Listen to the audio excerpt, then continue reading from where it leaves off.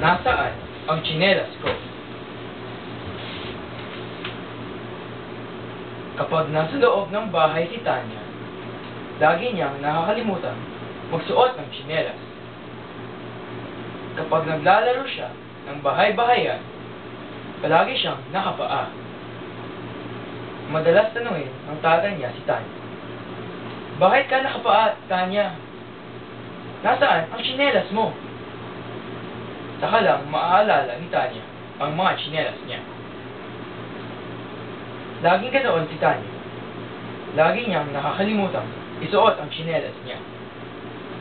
Kaya laging marumi ang mga paa niya. Kahit sa labas ng bahay, kapag nakikipaghabulan siya, hinuhubad din ni Tanya ang tsinelas niya. Hanggang sa malimutan niya kung saan niya nilagay ang kanyang tsinelas.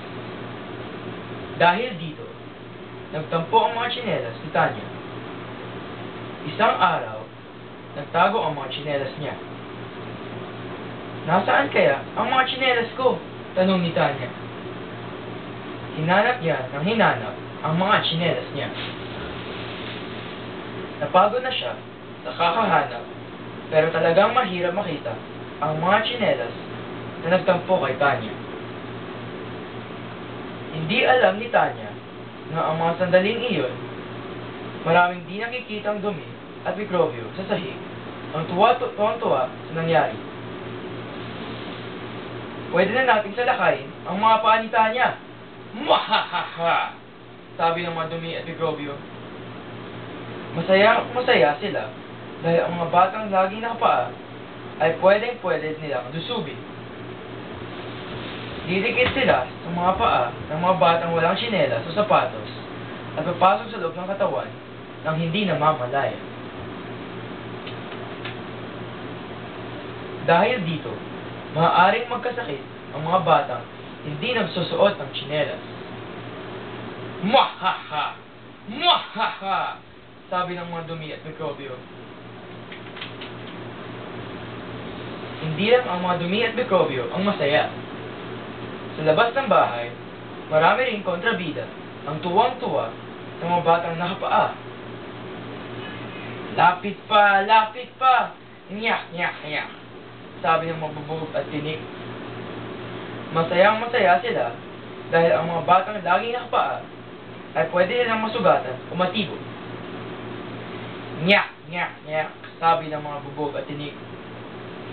Humingi ng tulong si Tanya para hanapin ang mga tsinelas niya.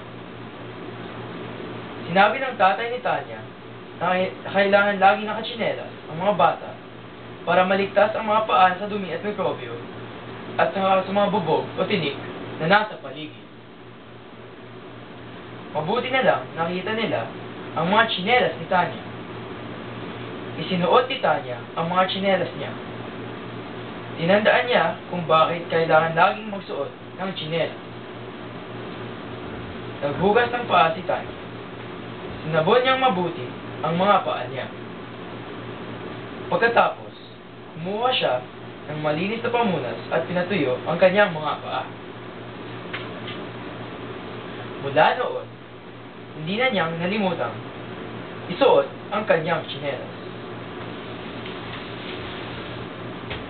Muling naglaro si Tanya. Suot na niya ang mga tsinelas niya. Kaya may proteksyon na siya laban sa mga sibahing dumi at mikrobyo at sa mga pilyong bubog at tinik. Mula noon, inis na inis ang mga dumi at mikrobyo. Bigong-bigo ang mga bubog at tinik. Pero tuwang-tuwa naman ang mga tsapaa at tsinelas ni Tanya.